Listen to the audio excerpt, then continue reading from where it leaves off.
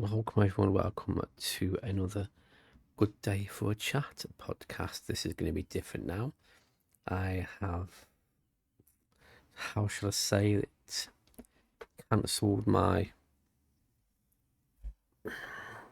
audio podcast Spotify account. Why have I done that? Because I haven't given this a chance. Because I want it to be successful on YouTube. Then I can convert it to Spotify. I want to gain an audience first, you know what I mean? And it's doing far better on YouTube than the Spotify. So let's talk about YouTube. This is part 2 of my YouTube series, talking about YouTube. The first one was about why I started, blah, blah, blah. This one is mainly YouTube itself, talking about the positives, negatives. Yeah, that's what I want to talk about, really. This is going to be as genuine as I can, you know. Now, with someone like me with mental health issues, anxiety, and that kind of stuff, you know, I have found it hard to settle with one branding because my mind just keeps changing constantly. Well, it used to. It used to change quite constantly. The amount of name changes, the amount of branding changes, the amount of subscribers I've lost because I can't stick to one content. The amount of, not grief, not trolls, but the amount of difficulty I've faced, you know, within my mind and YouTube. Now, don't get me wrong, mental health is okay with YouTube because you can learn a lot about yourself. I've learned a lot about myself in the past few years on you doing YouTube stuff. Yeah, I have. Yeah, I've grown quite a lot, as in confidence and that kind of stuff. You know, I just find it very challenging. But when it comes to branding and stuff like that, the reason why I change is because I do follow quite a lot of YouTubers, content creators who do different things, various things, from living in cars to vlogging to people going for walks in Lake District and just camping overnight and stuff. Various videos, and I get little ideas from the thumbnails and stuff, and the way they do their channel art and stuff. And I can't help but think, wow, I could copy that, I could do that, I could copy that. Yeah, but make it my own kind of thing. And then I get into a fluster of like, I gotta do it, I gotta do it, I gotta do it. Well, this is, first of all, this is the old me. This is the old me. Well, I am, you know, the one from me from many years ago, you know, who's changing so much, changing all that kind of stuff. First of all, there's no need to keep doing that. No need to keep changing this stuff at all. Let's dim the light a bit because it's a bit. There's no need to keep changing much. I've changed, you know.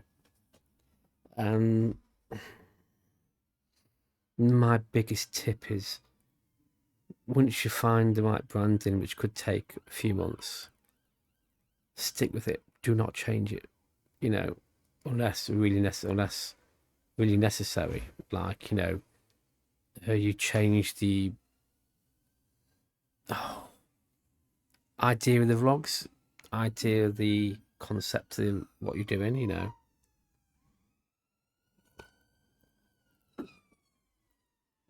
The of course, the guidelines change so much with YouTube.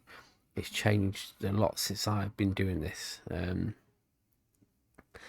But the pros are the platform is free to do what you want within reason. As long as you've got the ideas, the editing skills, and the storytelling, and the patience, it could be successful. You could be very successful on YouTube, and a lot of people are. It's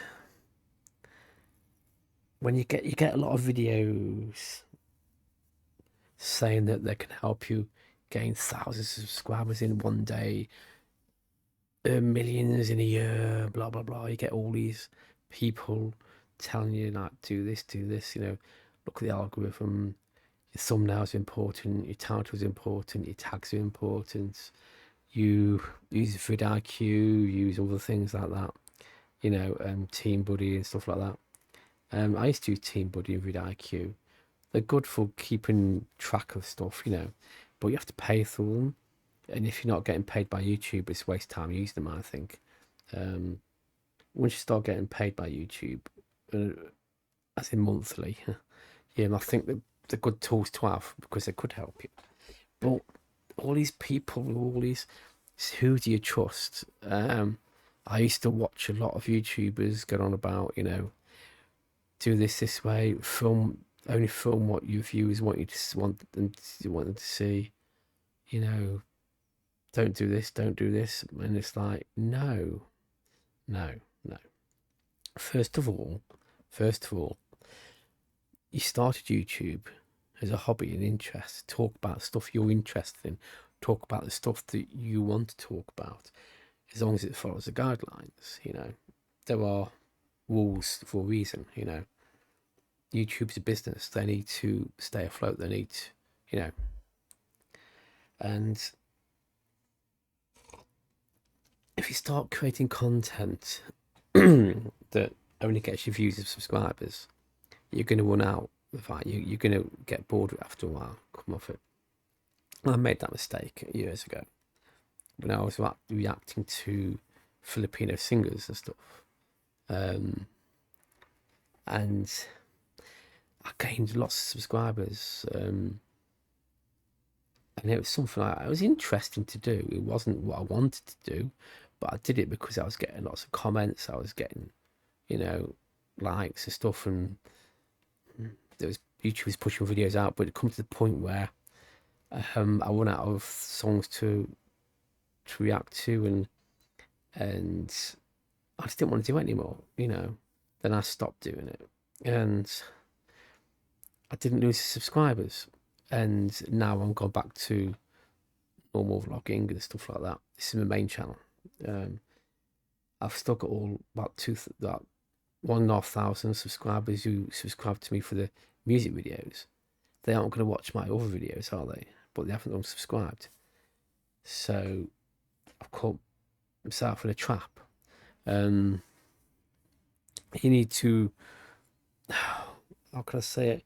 Keep doing what you want to do until that hits, but just don't do stuff to get the views, subscribers, because it's the stuff that most people didn't want to film in the first place.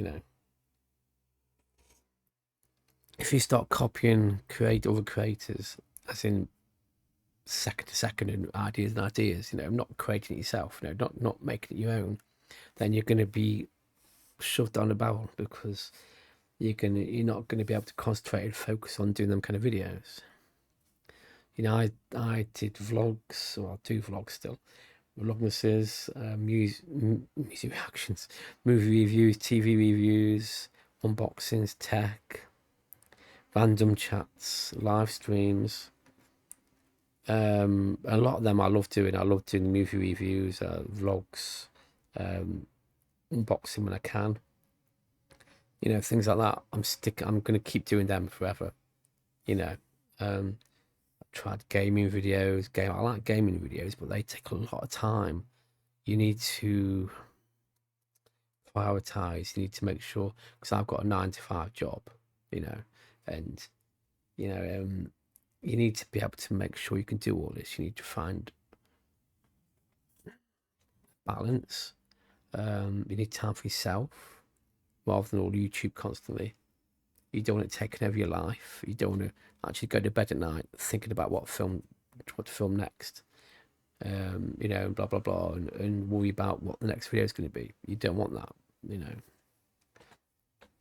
which I do now and again. So I don't video for a few days, and then the mind starts sorting itself out. I've come across burnouts a few times, and they're not nice, but you know, yeah. So I don't know if you're a YouTuber, if you are someone who's been creating for years, if you want to be interviewed for this podcast, please be nice to chat to people who are in the same boat or have fallen into the trap of recording stuff they don't want to record just to get the views and subscribers, and then trapped, you know.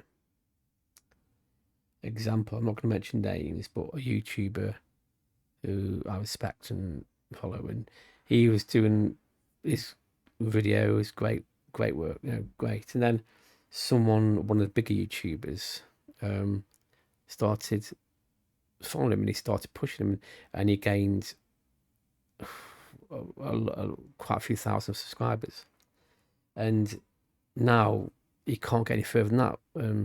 It seems to be stuck because he's going back, because you know it's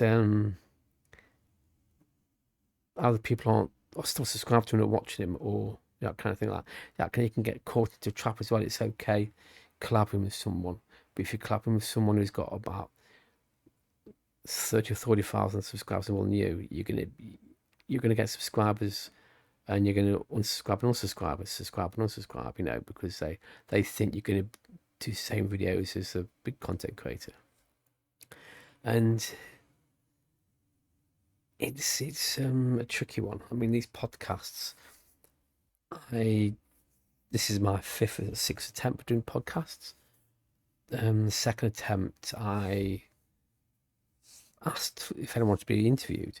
See, my general aim in life is to help people who are, well, not help, advise people who have mental health issues. I feel like I'm a mental health advocate because I've been through quite a lot, and therapy, stuff like that.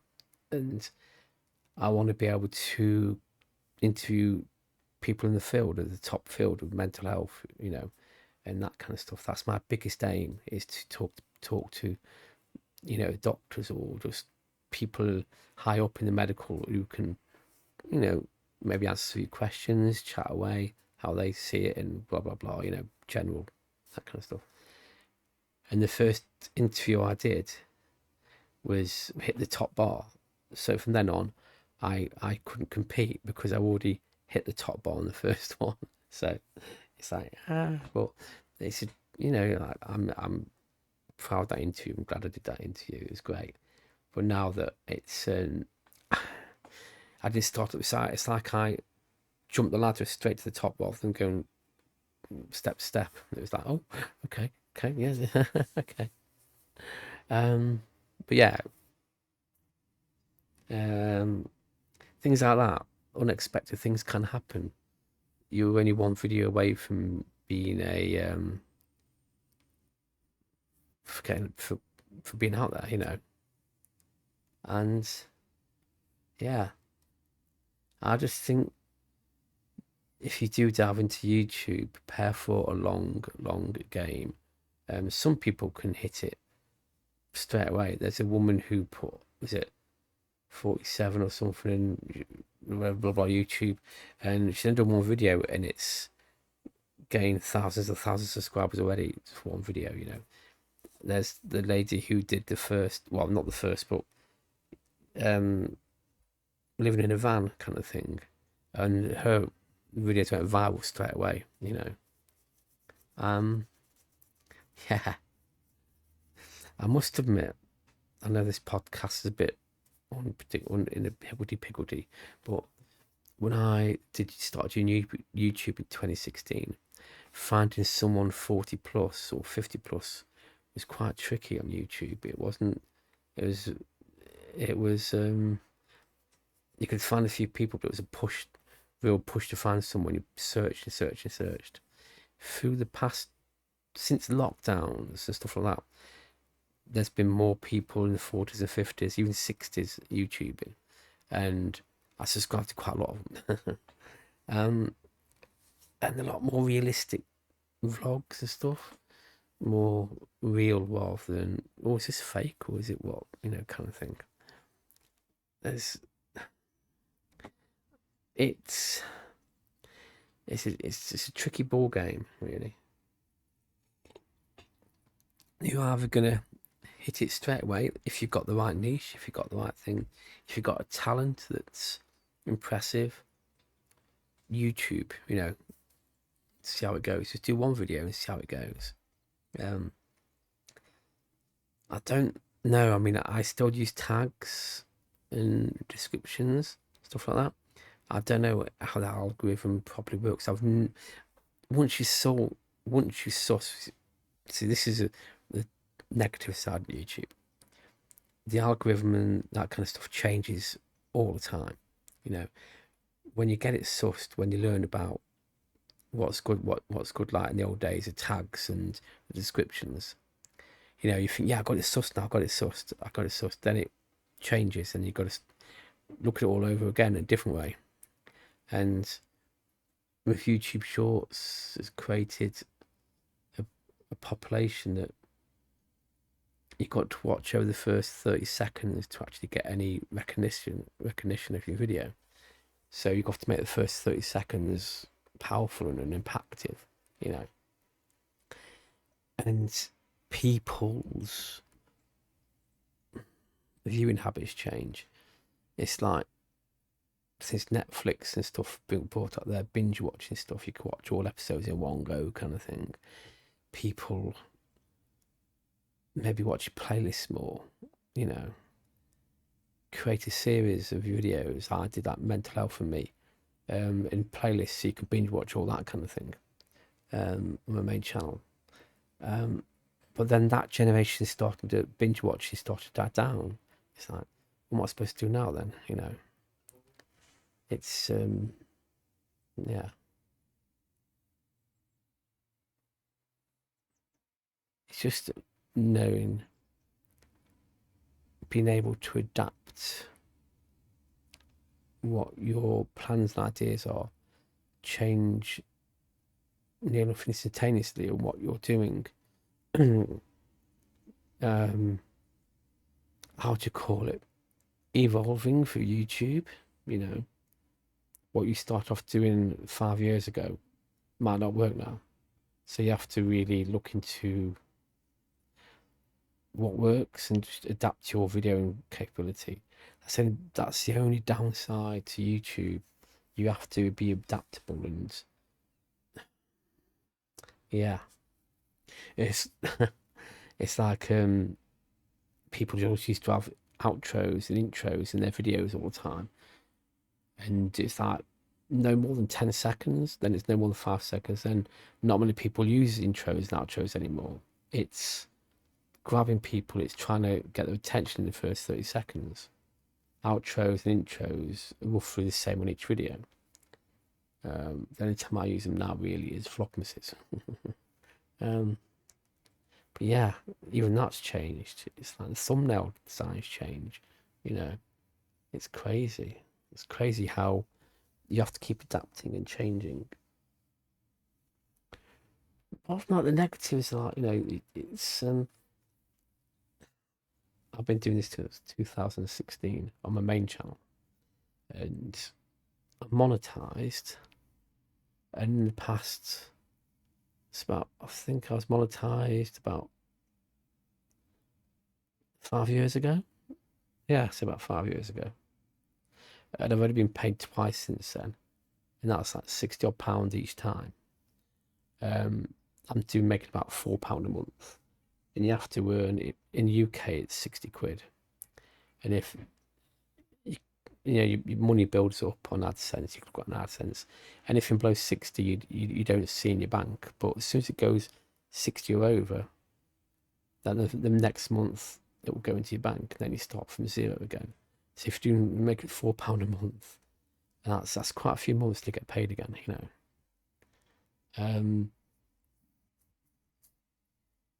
And before that, it was like £3 a month. I wasn't making much money at all, you know. But that's just me. But other people can make £3 a day or £3 a minute. You know, thinks for every 1,000 views you get, is it a pound? Yeah, roughly a pound. Depends on the advert. Say you're looking at that. So if you gain 4,000 views a month, 5,000 views a month, that's like £4 or £5. And if people who are getting like 860,000 views, that's like £8 odd, you know. So, but it varies on commercials and varies because YouTube take a cut as well, you know. So my £4 a month, in reality, for YouTube take money out, it'll be about £12 a month, but they take a lot out and you give you percentage, you know. That's an exaggeration. I'm not saying that's what they do. That's an exaggeration. It does tell you on. You can check on the analytics how much a month you get, and how much month you get after YouTube takeaway. So you get, you know, it does tell you all of that anyway. So, but it's a business. They got to, you know, they got to earn money as well. It's understandable. It's understandable. So yeah, the biggest tip I can give on YouTube for YouTubers or future YouTubers or YouTube at the moment is don't give up. Even if you want to do a different video, give it a try. Give it a try. But mention in the video that, you know, this is just a trial video, and you know, if you don't want to see us again, just let me know.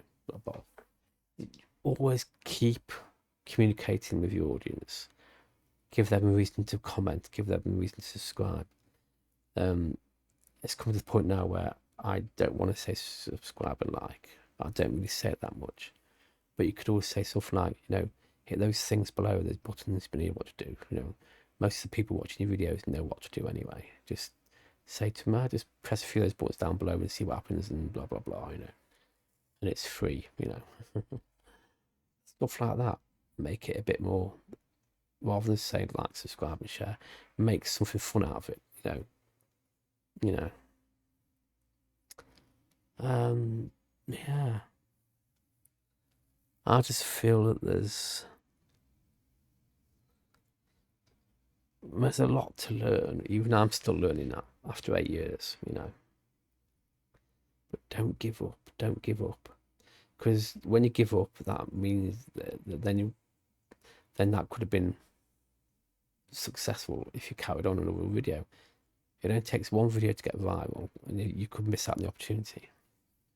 You know, think of a niche that think everyone's doing any video really, aren't they? But if you can try and do a cooking video differently, or try and do a vlog a bit differently, try and do podcast differently, try to do mental health video differently, you know, just try and experiment with the videos, you know, or you can always record a video, like a trial one, put it on YouTube, put private or unlisted, pick a few people that you trust, give them a link and let them watch it and get their output, see what they think, you know. Maybe some of the long-term subscribers you've got, give one of them the link to you after video, then they can, and then only one person's watched it and they can give their view on it, you know. That's good advice, actually. Good advice. Someone you can trust, you know. Yeah. There's lots of perks as well when you get so far into YouTube. You've got the membership option. Don't forget you've got Patreon, you've got PayPal, you've got Buy Me a Coffee. Different things, different ways you can earn money, you know. I've got Patreon and I've got a couple of patrons, and I get a small amount of money a month, which is damn good, you know. So yeah, there's lots of other avenues You don't have to earn money from YouTube, but once you get so far into YouTube, then you can get sponsors and you can start doing stuff like that. But be careful of them. Be careful of them. Some of them scam artists. It's tricky. No, it's tricky. And when you get more popular, more famous, you'll get trolls. You'll get people who just want to just badmouth and yeah, you know what trolls are. You know what I mean. Um, but yeah, but it's as well as trolls, you get this scammers put messages on your comments to get people to go to different websites, to get scammed. That's another big problem at the moment as well. Yeah. Um, so the more you get known, the more subscribers you get, the more prone you are to get these things. So you must be on the ball 24/7. You must be savvy. You must be able to have thick skin and deal with these. Now, I've had a few little trolls, nothing major, nothing to really piss me off. But to me, every time you get one to deal with it, it makes you stronger, it makes you more confident. It strengthens the barrier between you and your channel, and it pushes you on more to do more stuff because you just want to beat them and just not let them win, you know? Never let a troll win, never, never. Best thing to do is block the message, hide it, or whatever you want to do. You can do report it, then just forget about it, and just let it be. They're the ones with the problem, You mainly get it on live streams. When you do live streams, you can choose people to comment have to be subscribed for so many minutes or so many weeks. So you know that the people who are commenting are subscribed to you. And a troll's not really going to subscribe and hang around for 10 minutes because they'll be too impatient. And even if they do, you've got the details and you can just report them straight away. Yeah. But yeah. Live streaming is good as long as you've got the setup right and stuff. So, what else can I say? It's just a bit of a ramble, really, isn't it? There's been no set path to this podcast. I haven't wrote bullet points down. I haven't wrote stuff like that. I could go on for ages talking about stuff I've encountered, stuff that. But at the end of the day, I love video editing. I love creating. I love being able to go out, film, um, just edit it, upload it to YouTube, and let the world see it, let my friends see it. I've made some damn good friends on YouTube through YouTube, and I wouldn't change it for anything. I wouldn't change it for anything. I love it to bits. I've tried Twitch, I've tried all the things, but no, I'll stick to YouTube. Don't listen to all the bullshit that people promise the world to you. Maybe one or two can promise the world to you, and it could work. But you're just going to end up down a rabbit hole you can't get out of, and you're going to start doing stuff that you don't want to do on YouTube, and then you're going to be screwed. So stick with your ideas, stick with what you want to do, stick with your values. Your values are the most important thing. Will keep you going on YouTube. Your values. You started a channel for a reason. Your reason, not anyone else's reason. Anyway, stay strong, and I'll see you next week. Yes. Okay, that's it for a good day for a chat podcast. Good day for a random chat podcast with me, Darren Keenan. Just do what you want to do. The buttons below, just hit what you want to do, and you know what to do. Okay, that's okay. To the pips. Oh yeah, try and get a catchphrase. When you get the catchphrase, you say it quite often to repeat it so people remember you. Mine's Twiddly Pips or something like that. I don't know. Ums and ahs. I don't know. You'll find something. I'm still yet to find mine.